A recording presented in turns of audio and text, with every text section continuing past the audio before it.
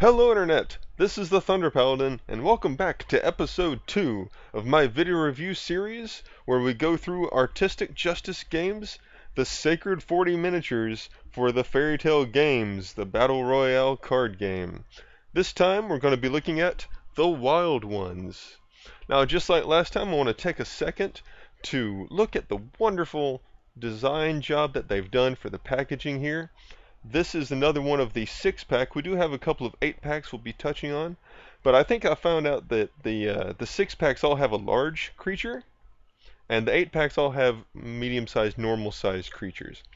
Now, the Wild Ones has a wonderful display and a wonderful array of different cultures represented in the fairy tales that are in here. The first part of this episode, we're going to be talking about the characters and their backgrounds very briefly.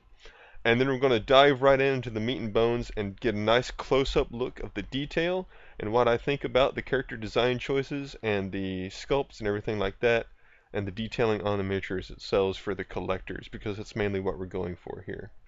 Alright, thank you so much. Get ready for the Wild Ones.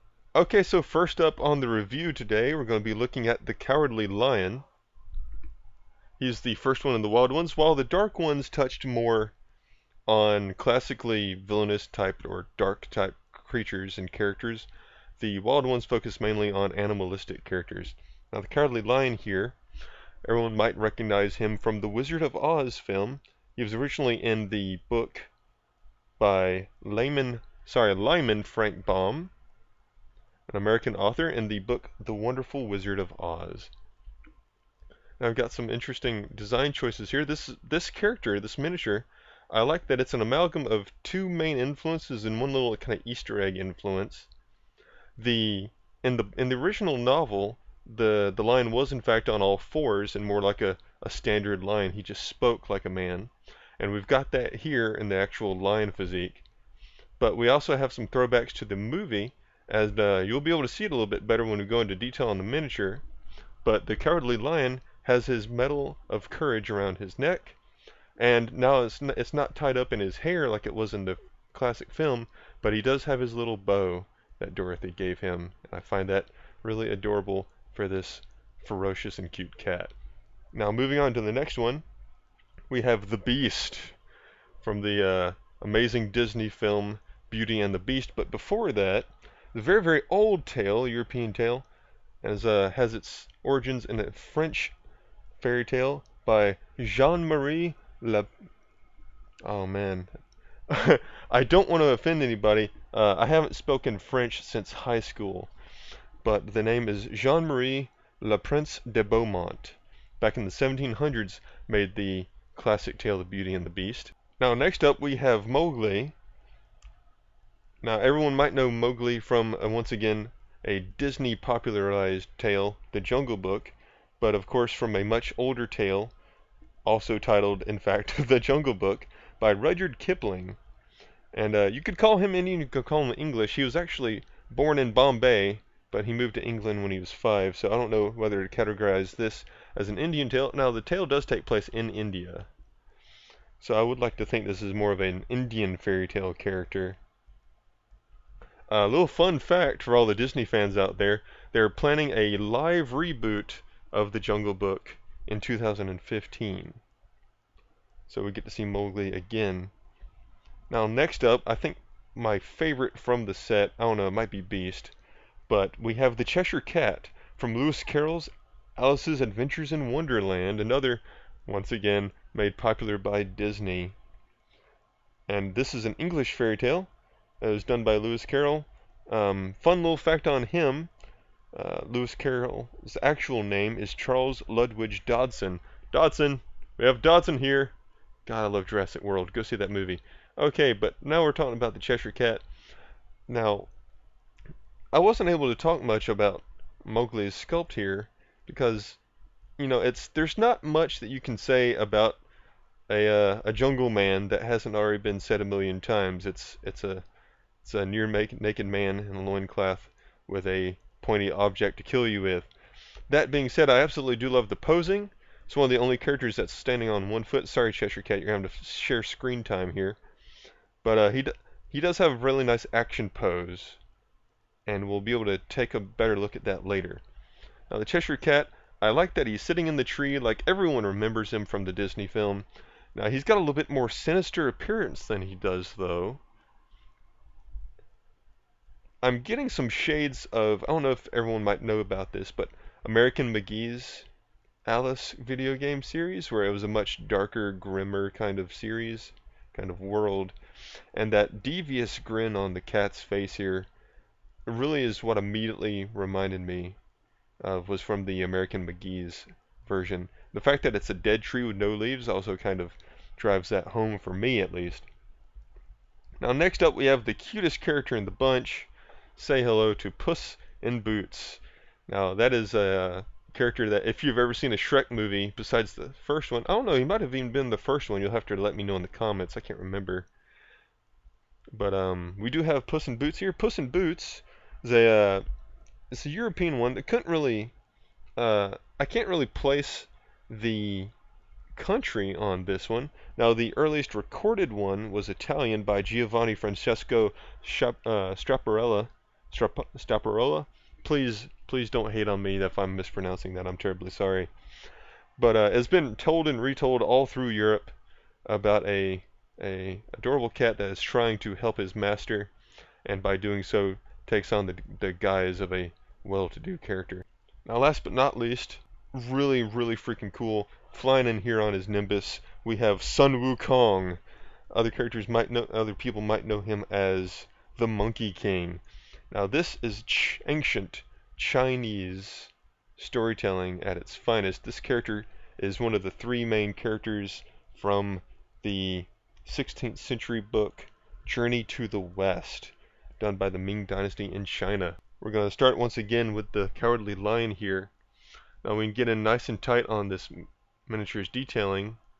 Now up at the front, like I said, we've got the badge of courage up front, and we've got the bow on the tail here.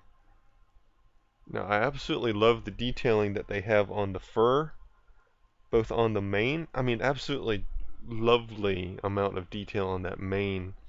And the great character in the eyes. It's got a very ferocious approach here. Got the paw raised up. Now I didn't talk about the third trait that I noticed in the miniature sculpting. It might just be my imagination outreaching a little bit too much, but tell me that does not look a lot like Mufasa on the edge of the cliff. I think it's called Pride Rock in The Lion King.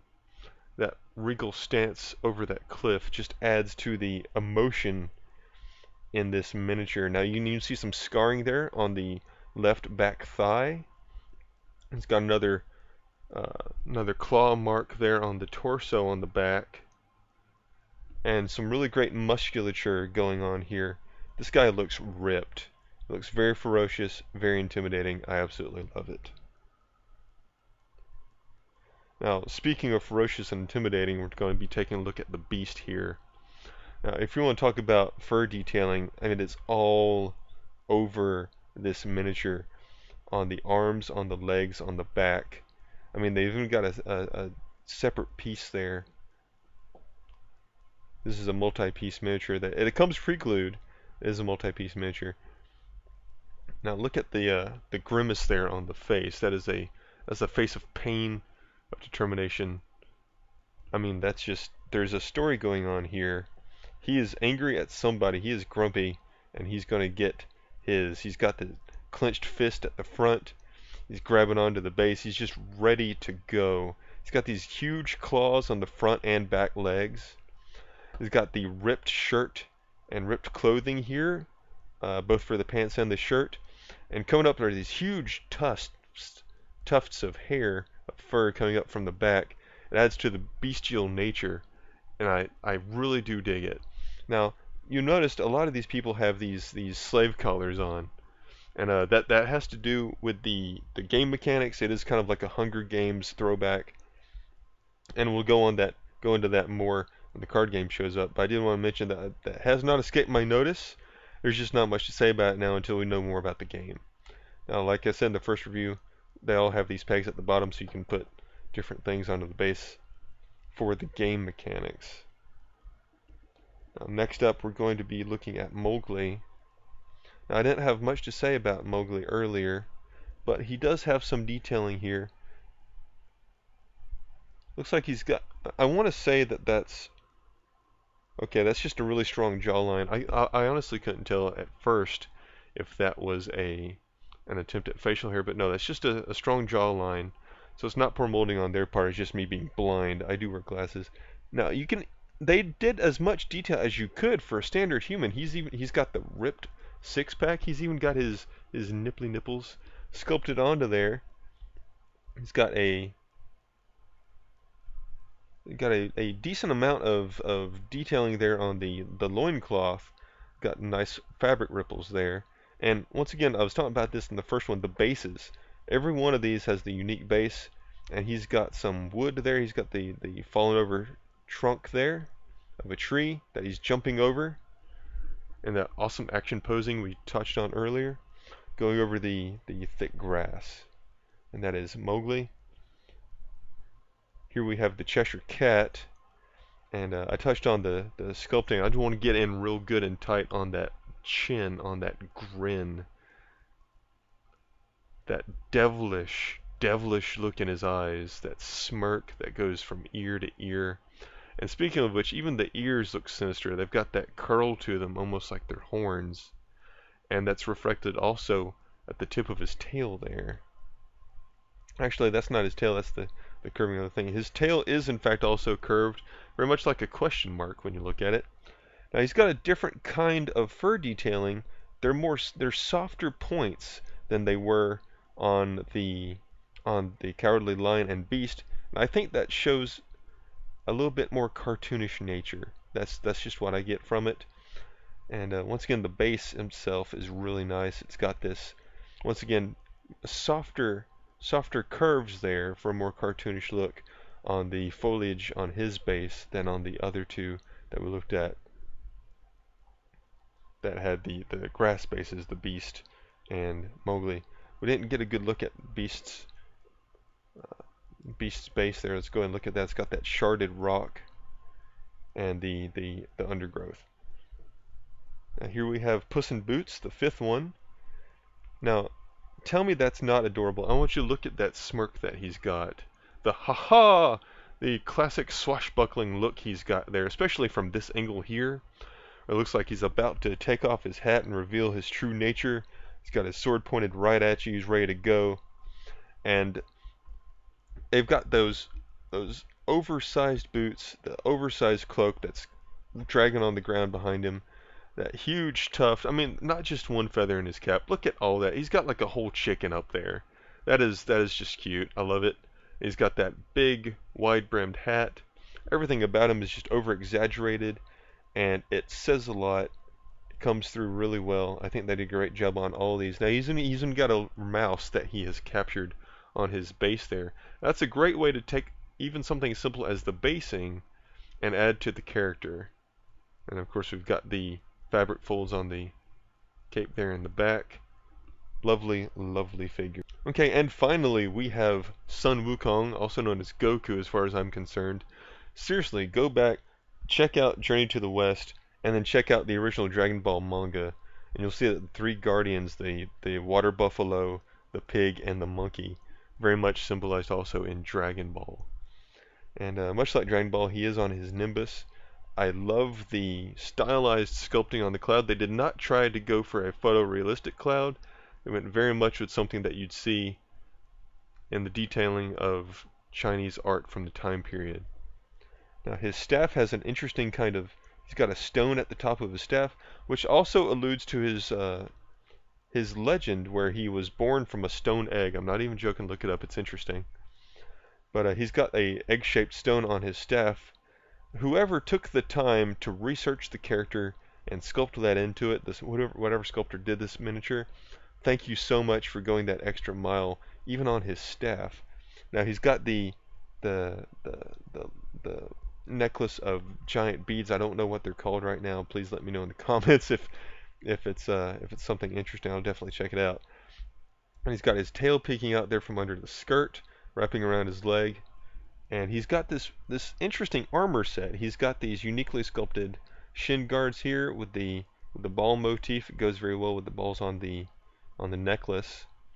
And he's got that mischievous grin on his face, like he's about to do something very devilish, and that very much speaks to the character. They've got a nice sense of motion here that he's flying forward on the cloud because it's got his hair pulled back here in the wind. Not as much fur sculpting as there are on the other more bestial miniatures in the set, but I think that's made up for in the shapes that we have going on here. He's got so many accessories, you know, he's got the armor set, he's got the staff, he's got the cloud, and he's got the chains. They took some time. They didn't make anything about him plain. He's got something going for him from whatever angle you view, and that's what I've noticed so far on every miniature, is that they all have something to show from every angle. They're not boring from any angle at all. Let's go ahead and get a group shot here as best we can. There we go, and there are your wild ones. Now next time we'll be looking at the first 8-pack that we've got going on here, the Mercenaries. See you later. Thank you so much for watching. God bless you. Bye bye.